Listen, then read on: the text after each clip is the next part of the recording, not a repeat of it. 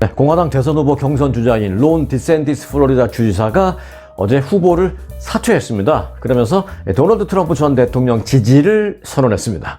자, 이로써 이제 공화당 경선은요, 최근에 아이오와에서 압도적으로 승리를 한 트럼프 전 대통령과 그리고 이제 두 번째 경선지 내일 있게 되죠. 두 번째 경선지인 뉴햄프셔에서 한 가닥 좀 희망을 걸고 있는 이 니키 헤일리 전 유엔 대사, 이 두 사람 간의 양자 대결로 사실상 좁혀지게 됐습니다.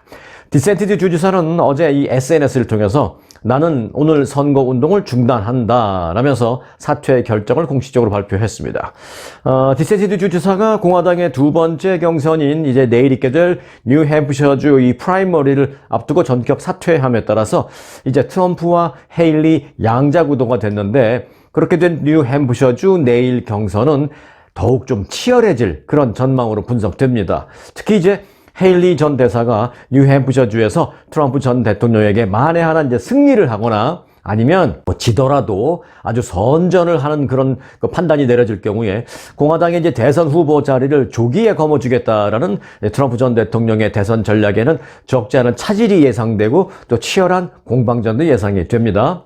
그렇지만 이제 또 반면에 트럼프 전 대통령이 그 아이오와 주에 이어서 내일 있을 뉴햄프셔주 프라이머리에서도 과반 득표를 하면서 확고한 어떤 대세를 보여줄 경우에 이 헤일리 전 대사도 아마 그 공화당 내에서 사퇴 압박을 좀 받지 않을까, 그런 것으로도 예상되고 있는 그런 거기 때문에 이제 내일 있을 뉴햄프셔주의 프라이머리 예비선거는 정말로 이 니키 헤일리에게 있어서는 아주 중요한 것입니다. 물론 트럼프 전 대통령에게도 중요하죠. 자, 참고로 이 공화당의 경선이 진행되고 있는데, 지난번 그 아이오와 주에서는 코커스라고 했고요. 이제 뭐 한국말로는 전당대회라고 했고요. 또 이제 내일 있을 뉴햄프셔주의 경선은 뭐 프라이머리라고 하고, 이제 같은 공화당 내에서 당내 대선 후보를 뽑는데 뭐 어쩔 때는 코커스라고 하고 어떨 때는 프라이머리라고 하고, 왜 용어가 이제 다른데요. 그 이유는 이렇습니다. 경선 방식 자체가 다르기 때문입니다. 일반적으로 이제 코커스라고 하는 것은 일종의 이제 전당대회로, 이때는 등록된 당원만 투표에 참여할 수 있습니다. 공화당 아이오와주 이 코커스가 그랬죠. 자, 그리고 이제 공화당 당원, 그래서 공화당원만 가서 투표를 하게 된 것입니다. 하지만 이제 프라이머리를 하게 되면은요, 당원은 물론 일반 유권자도 투표에 참여할 수가 있습니다. 내일 이제 뉴햄프셔주 프라이머리가 바로 이제 그런 날입니다. 자, 그렇게 차이점이 있다라고 보시면 되겠고요. 자, 그런데 이제 공화당의 두 번째 대선 후보 경선인 내일 뉴햄프셔주 프라이머리를 앞두고 트럼프 전 대통령의 그 횡설수설이 지금 논란이 되고 있습니다. 어찌 보면 이제 논란을 상대 후보인 경쟁자인 니키 헤일리 쪽에서 불을 지핀 거죠. 자, 일명 인지능력 논란, 바로 그것인데요. 자, 이 논란에 이 바이든 대통령도 은근슬쩍 가세하고 있습니다. 자, 최근 바이든 대선 후보 이 캠프는요, 트럼프 전 대통령이 횡설수설하거나 또는 실언을 하는 그런 상황을 부각시키기 위해서 주력하고 있는 양상입니다. 이는 바이든 대통령 자신을 둘러싼 이 고령 논란도 좀 희석시키려는 그런 의도도 분석되고 있습니다. 지금 사람들이 내가 나이 많이 먹었다고 뭐 가끔 횡설수설한다고 또 가끔 실수한다고 뭐라고 하는데, 나는 문제가 아닙니다. 나는 괜찮습니다. 내가 문제가 아니라 트럼프 보세요, 저러고 있잖아요 하면서 이제 좀 희석시키려는 바이든의 작전이기는 한데, 자, 일단 그 앞서 그 트럼프 전 대통령은 지난 19일 밤입니다. 뉴햄프셔주 선거 유세에서 지난 2021년 1월 6일 있었던 그 사태 기억하시죠? 의회 난동 사건, 의회 난입 사건, 소위 16 의회 난입 사태라고 하는데, 이걸 언급하면서 이 트럼프 전 대통령은 당내 대선 후보 경쟁자인 니키 헤일리 전 유엔 대사를 민주당 소속이 낸시 펠로시 전 하원 의장이라고 말하면서 여러 차례 혼동을 하면서 이제 말을 계속 이어갔습니다. 이에 대해서 이제 헤일리 전 대사는 지난 주말 유세에서 계속 트럼프의 이 같은 발언을 공개하면서 비난하고, 그러면서 이제 인지 능력을 문제 삼고 나섰습니다. 이를 계기로 트럼프 전 대통령의 인지 능력 논란이 이제 공화당 경선의 쟁점으로 부각되고 있는 것입니다. 과연 이런 그 논란을 불을 지핀 니키 헤일리가 이것을 과연 얼마나 확대시킬 수 있을지, 확산시킬 수 있을지 모르겠습니다만은, 일단은 응원자가 있어요. 응원자. 그게 누구냐? 바로 민주당의 바이든 대통령입니다. 먼 발치에서 이 공화당 경선을 이렇게 지켜보던 바이든 대통령도 옳았구나 하고 이 논란에 뛰어들고 있는 것입니다. 이 바이든 대통령은 이 소셜미디어 X를 통해서 나는 모든 사안에서 니키 헤일리에 동의하는 것은 아니지만 이 문제만큼은 동의합니다 라면서 그녀는 그러니까 즉 트럼프 전 대통령이 언급했던 그 사람은 낸시 펠로시가 아닙니다 라고 이렇게 딱 적었습니다. 트럼프 전 대통령이 헤일리 전 대사를 펠로시 전 하원 의장과 혼동해서 자꾸 이렇게 말한 것을 우회적으로 이제 비난한 것이죠. 이 바이든 대통령은 트럼프 전 대통령의 여러 그 실언 사례를 담은 동영상도 함께 올렸습니다. 아주 공격적이죠. 요즘 뭐 바이든 대통령이 공격적으로 하지 않을 수가 없는 좀 수세에 몰려있는 그런 상황이라서. 네, 니키 헤일리 전 대사는 트럼프와 바이든 이 두 사람의 인지 능력을 그런데 동시에 공격하고 있습니다. 자, 니키 헤일리는 그 CBS 방송과의 인터뷰에서 트럼프 전 대통령이 자신을 그 펠로시 하원 의장과 혼동한 것 이외에도 바이든 대통령이 미국을, 그러니까 트럼프 대통령의 말 실수를 예를 들면서 이랬습니다. 트럼프는 이렇게 말했다라는 것이죠. 바이든 대통령이 미국을 세계 2차 대전에 빠져들게 만들 것입니다 라고 한 말. 2차 대전은 뭐 벌써 오래전에 있었는데 뭐 3차 대전이라면 모를까 뭐 그런 말 실수했다는 것이죠. 그리고 또 나는 버락 오바마에게 맞서서 출마했습니다 라고 이런 말도 했어요. 트럼프 전 대통령이. 그런 말 등등등. 버락 오바마는 뭐 다 옛날 얘기고 지금은 바이든에 맞서서 출마했다라고 해야 되는데 자꾸 이런 사소한 것 같지만 그래도 한 나라를 이끌어가고 멀리 보면 세계를 이끌어가야 되는 대통령을 하겠다는 사람들이 이런 사소해 보이는 그런 실수라도 한다면 사실 국민들이 용납하기 어렵죠. 이제 이런 말을 니키 헤일리가 트럼프가 이렇게 말을 했다라고 소개를 하면서 이 혼동 사례가 여러 차례 발생하고 있다라는 점을 강조하고 있는 것입니다. 그는 또 이미 니키 헤일리는 또 이미 80을 넘은 바이든 대통령에 대해서도 2년 전과 매우 다르다라면서 바이든 대통령의 인지 능력에 대해서도 비판의 강도를 높였습니다. 때문에 이번 대선을 놓고 이제 여러 가지 관전 포인트가 물론 있습니다만은 또 그 관전 포인트는 그 어찌 보면 정책이어야 합니다만은 뭐 어찌 보면 마치 장외 경기 같은 그런 모양새로 누가 더 횡설수설하나 이런 점을 놓고 이 비판과 논쟁이 일고 있는 것도 사실입니다. 누가 잘하나가 아니라 누가 횡설수설 더하나를 놓고 논쟁이 일고 있는 것입니다.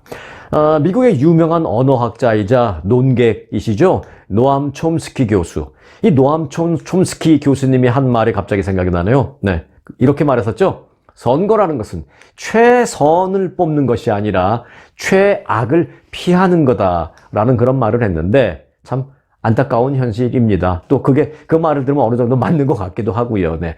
베스트를 뽑는 그게 선거가 아니라 월스트를 피하는 게 그게 선거다라는 말. 좀 와닿기도 하는데 이런 게 이제 와닿으면 안 되는데 와닿은 게 참 안타까운 현실이라는 것이죠. 자, 미국의 날씨 얘기를 해드리지 않을 수가 없습니다. 우려했던 일들이 지금 발생하고 있기 때문입니다. 최근 미국에서 북극 한파가 몰아닥치면서 이로 인한 사망자가 지금 90명을 육박하고 있는 것으로 나타났습니다.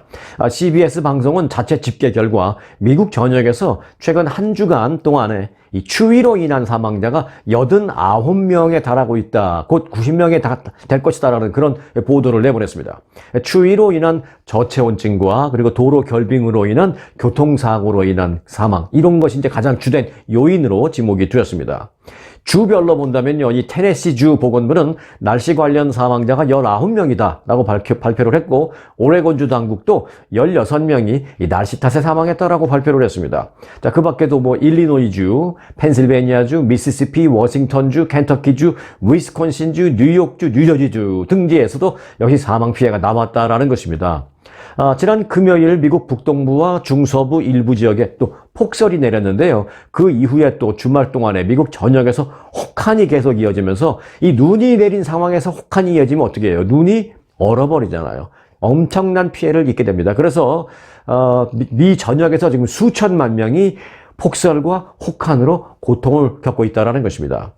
오레곤주에서는요. 사실 오레곤주라는 것은 캘리포니아주 바로 위인데 그 오레곤주, 캘리포니아주 사실 그렇게 추울 정도는 아니거든요. 그냥 요즘 뭐 좀 비도 좀 오고 조금 쌀쌀하긴 하지만 뭐 이렇게 이상 기온까지는 아닌데 그거 바로 넘어가면 그 북쪽의 오레곤주인데 그 오레곤주에서는 얼음 폭풍이 몰아쳐서요. 오레곤주에서는 4만 5천 명의 정전 피해를 입는 그런 상태가 있다고 합니다. 이렇게 굉장히 혹한으로 매우 추울 때, 너무너무 추울 때 정전이 되면 어떻게 돼요? 히터도 킬 수도 없고, 뭘 돌릴 수도 없고, 뭘 먹을 수도 없고, 엄청나게 큰 피해를 입을 수밖에 없는 그런 게 또 이 추위 속의 정전 사태입니다. 오레곤주에도 이런 피해가 많았고요. 뿐만 아니라 펜실베니아주, 그리고 캘리포니아주 북부 일부 지역, 또 뉴멕시코주와 인디애나주에서도 정전 사태 피해가 보고되었습니다. 주말 동안 동부 지역은 또 올겨울 들어서 가장 추운 날씨를 기록을 했고요. 플로리다 북부 지역까지 한파 경보가 발효되었습니다. 따뜻하기로 유명한 플로리다주도 그 북쪽 지역은 추워서 한파 경보가 발효됐다는 것입니다. 자, 기상청은 이번 주 초반까지도 눈이 내리는 등 혹한이 계속 이어질 것으로 보인다고 하고요. 아마 이번 주 중반쯤이 지나면서 기온이 조금 오를 것으로 그렇게 전망을 했습니다. 자, 여하튼 이번 주 중반까지는요, 우리 구독자 여러분들도 긴장을 늦추지 마시고, 뭐 밖에 다니실 때 마스크도 꼭 쓰시고, 옷도 좀 따뜻하게 입으시고, 특별히 이제 안전운전, 밖에 안 나가시면 좋지만 당분간 그래도 이제 나가실 수밖에 없는 상황이 된다면 안전운전 각별히 유의하시기 바라겠습니다. 제일 중요한 게 그거예요. 서행이지만 서행보다 더 중요한 게 뭐냐면 저 개인적인 생각은 그렇습니다. 앞차와의 간격을 충분히 넓게 띄워놓는 것. 저는 이게 제일 중요하다고 늘 생각하고 있습니다. 자, 삼성전자는 이거 갤럭시 S24 새로운 그 최신형 공개를 했잖아요. 이 갤럭시 S24 스마트폰 이 시리즈를 시작으로 해서 이 삼성전자의 모든 기기에 AI를 다 적용시키겠다라고 밝혔습니다. 삼성전자 AI 팀장인 김영집 부사장은 실리콘밸리에 위치한 삼성 리서치 아메리카에서 기자 간담회를 갖고 사용자들이 쓸 수 있는 기기에 AI 기능 지원이 앞으로 더욱 확장될 것이다 라면서 이같이 말했습니다. 삼성전자는 지난 17일에 공개한 스마트폰 갤럭시 S24 시리즈에 자체 개발한 갤럭시 AI를 탑재했다라고 발표했잖아요. 자, 그래서 이제 이를 통해서 실시간 통역이 가능하고 또 사진 편집이나 검색 등도 아주 더 손쉽게 또 업그레이드 되는 상황으로 나왔습니다. 그런데 이게 다가 아닙니다. 삼성이라는 이름을 달고 있는 기기에 이걸 다 연동시켜 버리겠다라는 원대한 포부를 밝혔습니다. 김영집 부사장은 이에 대해서 갤럭시 AI는 이제 앞으로 더 발전된 형태로 갤럭시 워치 등 뭐 웨어러블 기기라든지 또는 삼성의 노트북 또는 그 외에도 삼성 TV나 삼성 세탁기 등 가전기기 등 삼성이라는 이름을 단 모든 가전기기에 이 에코시스템과 AI 인공지능 기능을 다 서로 연동시켜서 연결될 수 있도록 다 연동 시스템을 마련하겠다라고 말했습니다. 예를 들어서 삼성 세탁기와 삼성 스마트폰을 연동시켜서 이걸로 다 할 수 있고, 삼성 스마트폰과 삼성 노트북도 연동시키고, 삼성 스마트폰과 삼성 TV도 연동시키고, 이렇게 다 연결시켜 버리겠다라는 것입니다. 김영지 부사장은 AI 기능의 유료화 가능성에 대한 질문을 받았는데요. 사용자들이 최고의 기능을 사용할 수 있도록 일단 내년 말까지는 무료 정책을 유지하겠다라고 말하면서, 하지만 이제 그 이후에 대해서는 어떻게 될지 아직 구체적인 계획은 없다라고 설명했습니다. 그 말은 내년까지는 무료로 해서 쫙 뿌리고 그 다음에 2026년부터는 일정 부분 돈을 받겠다라는 얘기로 이제 해석이 됩니다. 무료니까 안 받을 필요가 없고 쫙 받았어요. 그래서 뭐 세탁기니 뭐 전화기니 뭐지 다 내 집안을 모두 스마트하게 연결을 시켜놨는데 한 1, 2년 그렇게 쓰다 보니까 그 다음부터는 monthly로 얼마 받는다고 하는데 이것도 안 낼 수가 없게 되는 그런 상황이 되는 것이죠. 자, 삼성이 이제 그런 계획을 밝혔는데 일단 올해 내년 동안은 무료로 이런 것을 확산시키겠다라고 밝혔습니다. 네, 중국의 외교 당국이요, 성형수술을 받기 위해서 한국을 찾는 이 중국인들의 그 미용 관광객들을 대상으로 의료 분쟁 등에 대한 주의를 각별히 당부한다라는 게시글을 올렸습니다. 자, 외교관에 따르면 주한 중국 대사관은 최근 중국판 카카오톡인 그 위챗에 올린 안내문에서 최근 적지 않은 외국인이 한국에 와서 미용 성형을 하는데 일부 사람들은 의료 분쟁에 휘말리고 있고 또 일부 사람들은 수술 실패나 심지어는 생명을 잃는 상황도 때때로 발생하고 있다라면서 이런 게시글을 올렸습니다.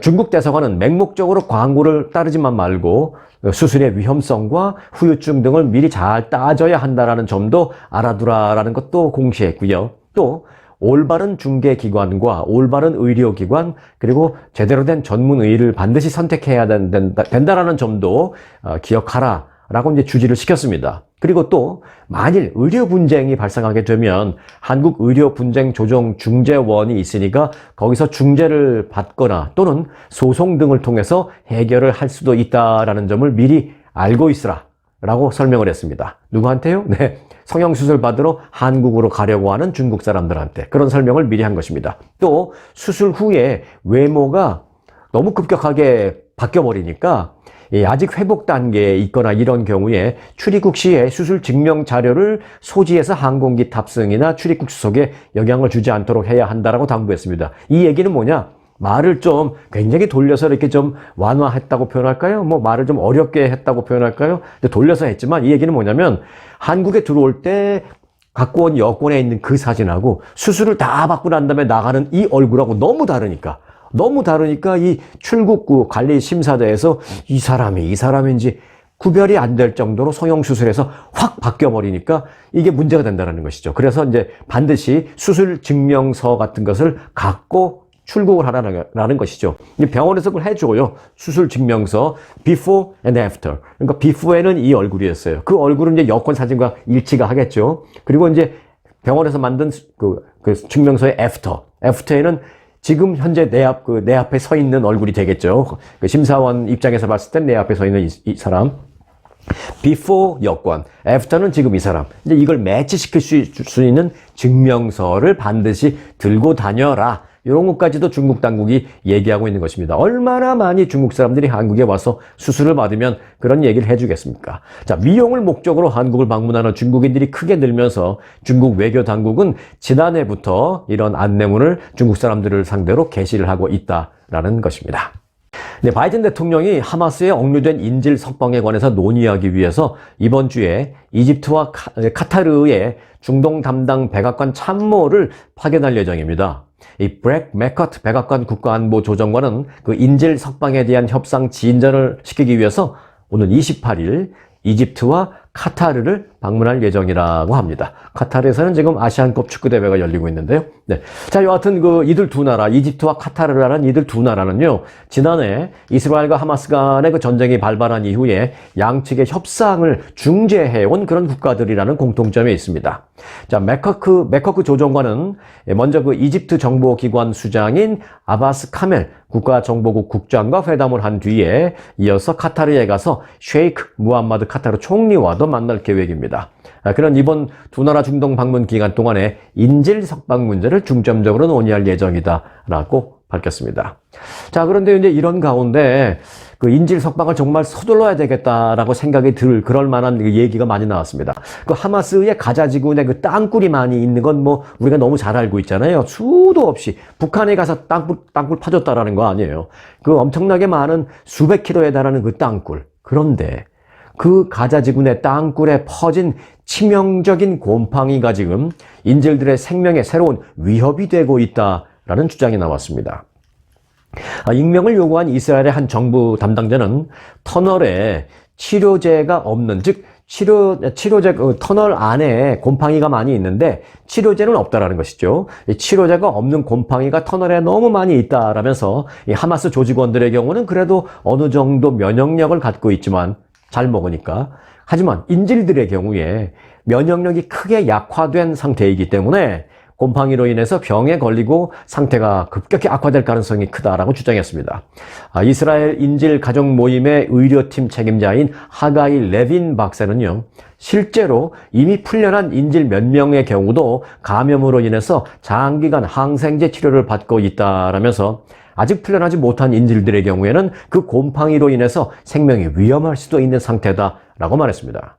이 하마스의 땅굴 내부는 여건이 매우 열악하고 또 환기도 잘 안 되고 해서 곰팡이에 매우 취약한 데다가 부상을 입은 인질들의 경우에는 더더욱이 위태롭다라는 것입니다. 정말 미국의 관리가 이번에 중동 가서 이집트와 카타르 가서 인질 협상을 한다고 하는데 인질을 좀 빨리 석방시키기 위한 협상 좀 진전이 좀 있었으면 좋겠습니다. 무고한 시민들의 생명이 더 이상 희생되는 그런 일이 없었으면 좋겠다라는 생각이 됩니다. 곰팡이 얘기 들으니까 더더욱이 그런 생각이 듭니다. 자, 인도네시아를 잠깐 가보겠습니다. 인도네시아의 무라피 화산이 지난 주말에 분출했습니다. 인근에 그래서 용암 그리고 화산재가 엄청나게 쏟아져서 주민들이 급히 대피했습니다. 이 외신에 따르면 인도네시아 중부 무라피 화산 용암이 비탈을 탈고 2km가량 마구마구 쏟아져 내렸다는 것입니다. 아울러 뜨거운 재가 공중으로 솟구쳤습니다. 인도네시아 지질청이 공개한 영상을 보면 화산 분출의 여파로 마치 거대한 구름처럼 보이는 이 화산재들이 사방을 뒤엎어서 앞이 전혀 볼 수도 없는 그런 상황이라는 것입니다. 지질청에 따르면 거의 약 한 4분, 5분 정도 동안에 공중으로 무려 7,800feet, 그러니까 이거를 이제 미터로 한다면 약 2,300m, 그러니까 한 2.3km, 2km 넘는 높이로 공중으로 솟구쳐서 뿜어져 올라가는 그런 화산재, 거대한 화산재 구름이 포착됐다라고 밝혔습니다. 당국은 화산 주변 지역 주민들과 관광객들이 화산 분화구를 중심으로 반경 3km 이내로 접근하지 못하도록 미리 통제를 했다고 합니다. 그래서 다행히 인명피해는 발생하지 않았습니다. 자, 그런데요, 이 문제는 인도네시아 화산이 이제 문제가 아닙니다. 더 큰 문제들이 많이 있습니다. 그게 뭐냐? 지금 한국에서는 백두산 분화구의 폭발을 걱정하는 그런 전문가들이 많은 상황입니다. 백두산 분화구에서 초대형 폭발이 당장 오늘 일어날 수도 있고 아니면 뭐 몇십 년 이후에 일어날 수도 있지만 예를 들어 몇십 년에서 최대 100년 사이에 이 대형 폭발, 백두산이 폭발할 것이냐라는 그 부분에 대해서 확률은 모든 전문가들이 다 뭐 몇십 년에서 100년 안에 그건 다 100%라고 보고 있습니다. 다만 이게 당장 오늘 내일 있을 것이냐 뭐 아니면 지금 당장은 아니냐 하는 어떤 시간의 문제라는 것이죠. 또한 이곳 미국에서는요, 그런데 백두산이 문제가 아니라 옐로우스톤이 문제라는 분석도 나오고 있습니다. 그래서 이제 마크 저커버그 같은 사람이 잘 아시잖아요. 지난해부터 이 하와이에 대형 생존 벙커를 짓기 시작했다라는 것입니다. 그가 짓고 있는 그 생존 벙커는 실제로 본인이 스스로 인정을 하고 이 SNS에 가끔 사진도 올리고 있기도 합니다. 그래서 이제 오늘 그 보너스 뉴스는요, 인도네시아 화산 폭발을 계기로 바라본, 그래서 이제 제가 지난 12월에 전해드렸던 그 백두산 화산 폭발설과 옐로우스톤 화산 경고설과 관련된 그 영상을 좀 이어드리는 것으로 보너스 뉴스를 함께 하려고 합니다. 자, 보너스 뉴스 지난 12월 23일의 영상 다시 한번 보시는 것으로 함께 하시겠습니다. 지구촌 가장 돈 많다는 거부들은 이게 다 있습니다. 지하벙커. 마크 저커버그, 샘 알트먼 등 이 알만한 부자들은 자기들만 살겠다고 개인 벙커까지 다 지어놨습니다. 심지어는 영화배우 탐 크루즈는 자기 집 지하실에 지금 이게 지하벙커가 있습니다.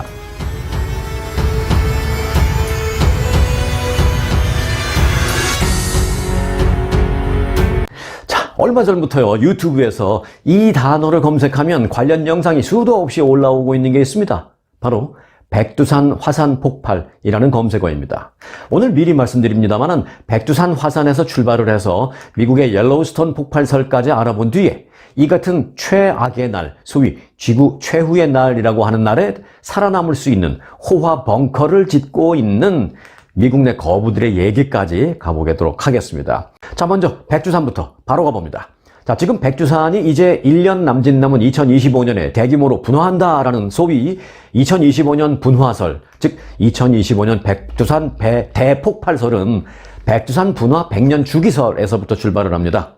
백두산은 946년 대폭발이 있은 이후에 지난 1000년 동안 그 한 세기마다 최소한 한 번 이상 분화를 했습니다. 뭐 많이 분화이지 사실상 대폭발을 한 겁니다. 그런데 가장 최근에 백두산 분화 기록이 1925년이었기 때문에 이 100년에 한 번씩 분화를 한다라고 가정하면 이게 2025년에 백두산이 폭발할 가능성이 크다라는 그런 주장입니다. 단순히 산술적 계산이라고 생각할 수도 있겠습니다만은 최근에 또 이 심상치 않은 여러 가지 움직임이 이 가설에 또 힘을 실어주고 있는 것도 사실입니다. 특히 2000년대 들어서면서부터 이 백두산의 화산 활동이 활발해지고 있다라는 공식 연구 결과가 나왔는데요. 이 결과가 100년 주기설에 더욱 힘을 실어주고 있습니다.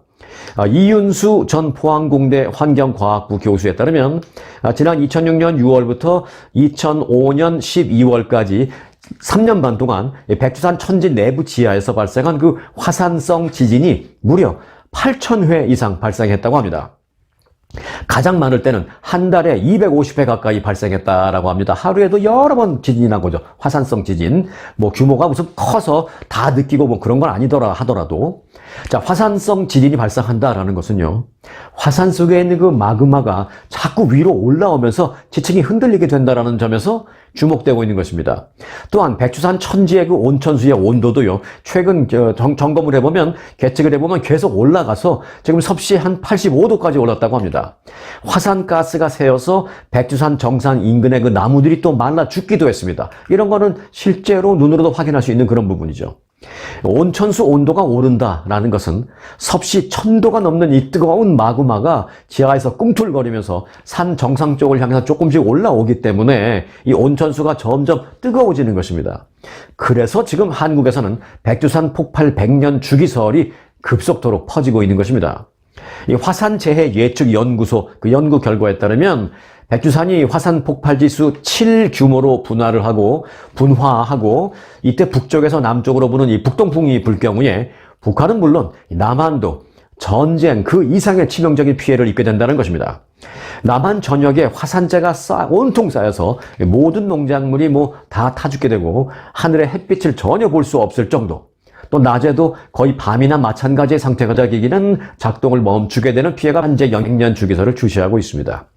그런데 최근 들어서 이 백두산 화산 활동에 세계인의 관심이 쏠리는 이유가 있는데, 이는 백두산 때문만이 아니라 지금 지구촌 곳곳의 땅속의 기류가 심상치 않기 때문입니다.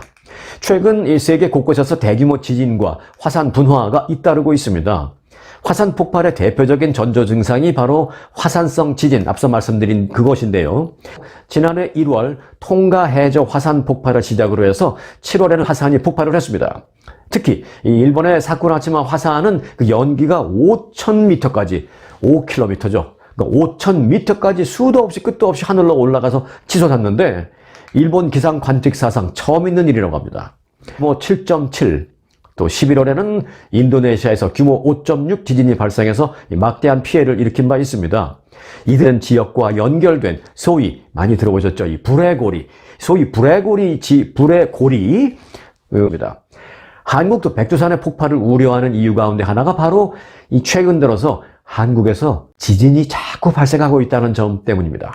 경북 포항에 이어서 경북 경주에서도 지진이 났고요. 제주도 서귀포시, 충북 괴산, 인천 강화 등 사실상 한반도 전역에서 간헐적으로 지진이 이어지자 2025년 백두산 폭발 가능성을 암시하는 전조 증상이 아니냐라는 우려가 더더욱이 제기되고 있는 것입니다. 그리고 또 한반도 전역에서는 평생 겪어보지 못했던 지대에서 더 우려를 감추지 못하고 있는 것입니다. 자, 하지만 이에 대해서 신중론을 제기하는 학자들도 물론 많이 있습니다. 일부 논리도 역시 제시하고 있는데요. 백두산 근처에서 화산성 지진이 급격히 늘어난 건 사실이다. 하지만 지난해 6월 그 전까지는 그런 게 많이 있었던 것은 사실이다. 그런데 지난해 6월을 기점으로 해서 그 화산성 지진 횟수가 크게 줄어들고 있다라고 말하면서 현재는 그 지진 횟수가 크게 줄어들고 있다라는 점을 우리는 주목해야 한다. 그래서 지나친 불안감을 경계해야 한다라고 말하고 있습니다. 그래서 오히려 규모가 작은 그런 흔들림이 1년에 수천 번씩 있었던 것이 어떤 면에서는 그 어느 정도 내부의 스트레스가 풀려나는데 도움이 됐을 것으로 보고 있다라는 그런 논리도 제기하고 있습니다. 이와 관련해서 한국의 기상청도요, 공식 자료를 냈습니다. 대한민국 기상청이 얼마나 국민들이 이 백두산 때문에 걱정을 하고 불안감을 갖고 있으니까 또 허위 가짜 뉴스 무슨 설 이런 것도 막 다니고 그러니까 한국의 기상청이 공식 자료를 냈습니다. 국민들이 막연한 불안감을 갖지 말라고 이제 당부를 하면서 이제 자료를 냈는데요. 국민들의 불안감이 가중되자 대한민국 기상청이 공식 입장을 발표한 내용은 다음과 같습니다. 백두산이 2025년에 폭발한다라는 소위 100년 주기설, 이것과 관련해서는 기상청의 답변은 근거 없음이라고 했습니다. 그런데 이제 보시면 마지막에 가서 백두산이 언젠가는 터진다라는 그 주장에 대해서는 가능성이 큼 이렇게 써놨습니다. 가능성이 있음도 아니라 가능성이 큼 이렇게 답변을 대한민국 기상청이 내놨습니다. 자, 결국 오늘 터질 수도 있고 10년 후에 터질 수도 있지만 언젠가 터지긴 터진다라는 얘기인데, 자, 그런데 사실 그 백두산이 폭발하면 한반도는 치명적인 피해를 입겠습니다만은 미국까지는 아닙니다. 하지만 지금 백두산보다 더 무서운 게 우리 미국 입장에서는, 또는 다른 전 세계 다른 사람들 입장에서는 바로 미국에 있는 그 옐로우스톤입니다. 옐로우스톤? 거기 나 가봤는데 너무 아름답던데 라고 많은 분들이 생각하실 겁니다. 네, 아름답죠. 겉보기엔 그렇습니다. 수많은 관광객들이 연중 끊이지 않고 방문하는 이 아름다운 천혜의 국립공원 옐로우스톤은 사실 활화산입니다. 지금 당장 폭발해도 전혀 이상할 게 없는 활화산, 그것도 지구상 최대 규모의 활화산, 즉 슈퍼 볼케이노입니다. 옐로우스톤 지하에는 남한 면적 3배에 달하는 마그마가 꿈틀거리고 있습니다. 만일 옐로우스톤이 폭발하면 캘리포니아 등 인접한 미국 서부 지역은 물론이고요, 중서부 지역까지 사실상 미국 내의 3분의 2가 초토화될 수 있다는 연구 결과가 나와 있습니다. 단순히 화산재뿐만이 아니라 이산화황이 섞여서 내리는 산성비는 그 대지에 있는 모든 생명체를 다 파괴할 것이고, 또 화산재가 태양빛을 완전 차단하면서 미국은 물론이지만 이 몇 달 만에 그 유럽 등 지구촌 전체의 평균 기온을 급격히 끌어내려서 지구는 이제 더 이상 사람이 살기 어려운 그런 환경 파괴가 이루어질 것이다라는 그런 분석입니다. 조금 구체적으로 들어가 보면요, 모든 전자기기는 올스톱, 하늘과 공기는 온통 시커먼 상태, 이런 상태가 몇 달간 지속되고, 그 몇 달간 자동차는 물론이요, 항공기도 당연히 전면 스톱, 그리고 전파 교란 등으로 인해서 4G, 5G, 인터넷 등등이 안 되는 것은 물론 TV나 라디오조차 송출이 어려운 그런 상태가 이어질 것입니다. 결국 세상이 다 멈춘 상태가 지속될 수 있다는 것입니다. 세상이 멈춰버리니 음식은 물론 식수조차 찾을 수 없는 그런 상태가 될 것이다 라는 분석입니다. 그럼 옐로우스톤이 과거에도 폭발한 적이 있을지언데 그때는 괜찮았고, 그래서 지구가 계속 이렇게 아름답게 계속 이어져 왔고, 그럼 지금만 피해가 더 커서 지구 최후의 달이 된다는 그런 말이냐? 라는 반문을 할 수 있는데요. 과거에는 인류가 지금처럼 자동차 타고 다니고 인터넷하고 휴대폰 쓰고 하는 그런 전자기기를 사용하는 삶을 살지도 않았고요. 자동차와 비행기는 물론이고, 그저 치명적인 피해가 발생하면 그 피해로 엄청난 인명피해가 났겠지만, 그런 피해가 난 후에 그럼에도 불구하고 남아있는 그 소수의 생존자들로 다시 또 그렇게 지나면서 인류의 시간이 그렇게 흐르고는 했다라는 게 전문가들의 분석입니다. 언제적 얘기길래 그렇게 표현하십니까? 라고 할 수도 있습니다만은, 그 옐로우스톤 화산은 지난 210만 년 동안 총 3번의 폭발이 일어났습니다. 64만 년 전에 대규모 폭발이 있었고요. 그때 규모보다는 좀 작았지만 가장 최근의 폭발은 7만 년 전에 있었던 것으로 추정이 됩니다. 그래서 옐로우스톤 화산 폭발에 대해서 사람들이 사실상 무관심한 지 오래됐습니다. 7만 년, 8만 년, 60만 년 있는데 라고 생각하실 수 있는데, 그때는 사실 인류가 지금하고는 완전히 다르니까 피해도 완전히 얘기가 다르다라는 것입니다. 자, 그런데 몇 년 전 옐로우스톤의 지하 마그마를 최첨단 기술로 조사한 결과가 나왔습니다. 그 결과를 놓고는 과학자들이 충격에 빠져 있습니다. 옐로우스톤 지하의 마그마가 심상치 않다라는 결과를 얻었기 때문입니다. 그 마그마라는 것은 앞서 말씀드렸습니다만은 지하에서 암석이 초고온으로 인해 녹아져 있는 상태를 말하는 것이죠. 아니, 얼마나 뜨거우면 이 돌덩어리가 녹아져 있겠습니까? 암석이 지하에서 초고온에 의해 녹아져 있는 그 상태를 마그마라고 하는데, 그 일리노이 대학의 로스 맥과이어 지질학 교수팀은 최근에 그 지진 단층 촬영을 했습니다. 옐로우스톤에 가서. 이를 통해서 옐로우스톤 화산 아래 그 지진파의 속도를 측정하고 3D 모델링을 통해서 화산 속 마그마의 양과 분포 양상 등을 추정했습니다. 그 결과 옐로스톤 지하에 그동안 우리들이 생각했던 것보다는 훨씬 많은 양의 마그마가 존재한다라는 사실을 발견했습니다. 그러니까 이런 조사를 하기 전까지는 우리가 생각했던 것이 틀렸다라는 것이죠. 틀린 생각을 하고 있었다는 것이죠. 자, 맥과이어 교수는 이전 연구에서는 한 5% 정도가 녹은 상태로 마그마로 존재한다고 추정을 했지만 이번 조사 결과 5%가 아니라 최대 20%가 녹아있는 것을 발견했다라고 말했습니다. 일반적으로 암석이 더 많이 녹아있을수록 화산 폭발 가능성이 더 높다라고 볼 수 있습니다. 전문가들은 그렇게 분석을 하고 있습니다. 이 때문에 이 조사 결과에 대해서 적지 않은 사람들이 지금 충격을 받은 모습입니다. 자, 이와 관련해서 로스 맥과이어 교수는 옐로스톤 화산이 이전에 우리가 생각하고 있던 것보다 폭발 가능성이 더 높아지기는 했다. 하지만 그렇다고 당장 폭발할 것을 의미하는 것도 아니다라고 말했습니다. 네, 학자로서 할 수 있는 말은 그렇게 다 하셨겠죠. 자, 이 얘기는 오늘 당장 폭발해도 이상할 게 없지만 앞으로 10,000년 동안 폭발을 안 해도 또 그 역시 이상할 게 없다라는 그런 얘기입니다. 결국 이러한 내용을 받아들이는 사람들의 반응이 문제인데요. 자, 흥미로운 점은 최근 들어서 미국 내 거부들이 잇따라 지구 최악의 날에도 살아남을 수 있는 소위 서바이벌 벙커를 짓고 있다라는 것입니다. 여러분들 잘 아시죠? 그리고 좋아하시는 분 많으시죠? 영화배우 탐 크루즈. 이 탐 크루즈는요, 자신의 그 베벌리 힐스에 있는 대저택 지하에 지하 벙커를 지어놨습니다, 이미. 이 지하 벙커에는 침실 2개에 운동실, 세탁실 등과 같이 일상생활에 필요한 그런 시설 등도 갖추고 있습니다. 밖에서 보면 그저 평범한 저택처럼 보이지만 사실은 지구 종말을 대비해서 설치된 이 서바이벌 지하 벙커가 있는 그런 집입니다. 이렇게 탐 크루즈처럼이었습니다.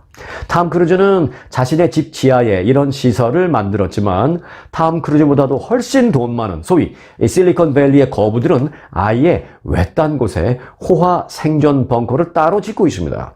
구 페이스북, 지금은 메타라고 하죠. 이 메타의 창립자 마크 저커버그 CEO는요, 현재 하와이에 서바이벌 벙커를 짓고 있습니다. 마크 저커버그는 5,000 스퀘어 피트 규모의 이 호화 벙커를 하와이에 짓고 있는데 30개의 침실과 역시 침실이라고 해도 지금 여러분들 또는 우리들이 이제 지금 현재 살고 있는 그 침실을 그 규모 그런 사이즈가 30개라는 건 아니고요. 그저 침대 하나 들어가고 조금 여유가 날 정도의 그런 것들을 한 30개를 만든다는 것이죠. 그렇게 30개의 침대가 들어가 있는 침실과 또 욕실도 갖출 예정이라고 합니다. 특히 이제 지하 벙커로 연결된 2개의 저택에는 사다리로 연결된 탈출로와 콘크리트로 채워진 무거운 금속 문이, 이렇게 두꺼운 무거운 금속 문이 달릴 예정이라고 합니다.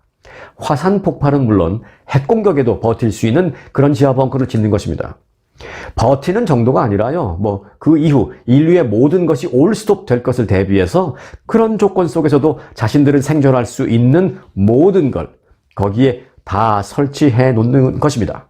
건물 안에서 자체 에너지, 지금 마크 저커버그가 짓고 있는 그 생존 서바이벌 벙커 얘기하는 겁니다. 건물 안에서 자체 에너지와 자체 식량 공급이 다 가능할 수 있게 하고요. 또 물 공급도 가능하게 한다고 합니다. 지하니까 지하수를 연결시켜서 거기서 정수해서 먹으면 되니까 그런 것도 다 정수 시설까지 다 구비한다는 것입니다. 건설 비용은 약 1억 달러 정도로 저커버그는 이미 준비해 놓고 있다고 합니다. 그리고 이제 이미 땅은 샀어요. 1억 7천만 달러를 주고 샀습니다. 그러니까 이제 자급자족 생존 벙커를 짓는 데 들어가는 총 액수는 2억 7천만 달러를 그가 투자하는 셈입니다. 마크 저커버그 외에도 샘 엘트먼 오픈 AI CEO, 스티브 호프만 레딧 CEO, 또 리드 호프만 링크드인 공동 창업자 등도 이 자급자족이 가능한 대규모 생존 벙커를 짓고 있거나 이미 갖고 있습니다.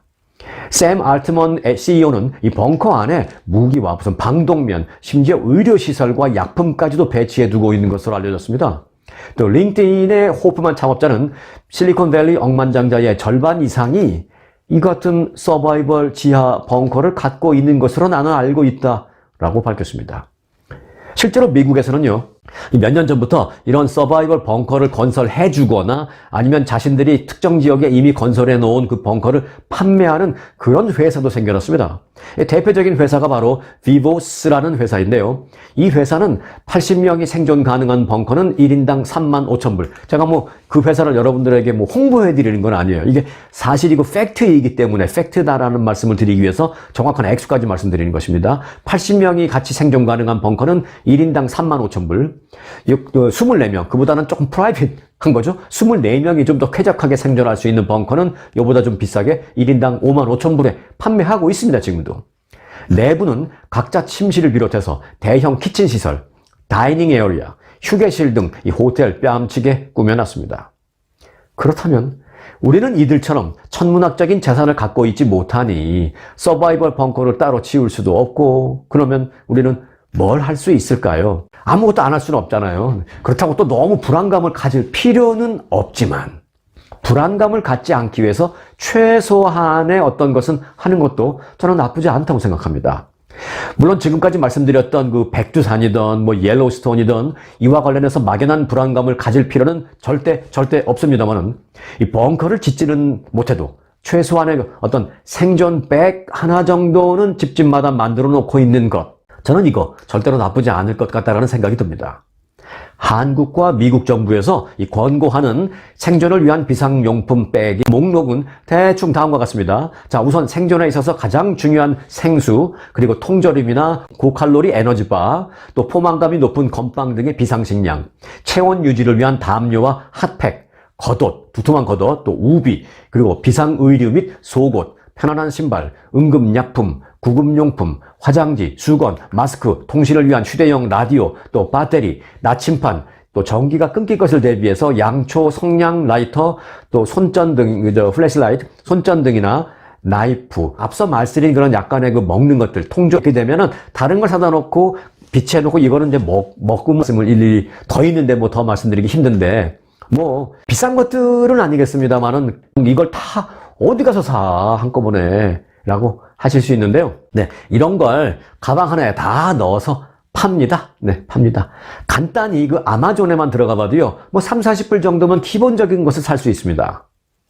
막연한 불안감을 갖기보다는요, 이 간단한 생존용품 정도는 집에 놔두시는 것도 다 말씀드립니다. 그런 걸 또 준비해 놓으면 되레 그런 일이 발생하지 않는다라는 그런 말도 있지 않습니까? 네, 오늘부터 어디서 누가 뭐 백두산 백년주기설 또는 뭐 옐로우스톤 폭발설 등등을 누가 얘기를 하면 뭐 그 얘기 듣고 막연하게 놀라서 뭐 불안해하고 그러지 마시고요. 논리적으로 대응하시기 바라겠습니다. 자, 오늘 영상 마치겠습니다. 고맙습니다.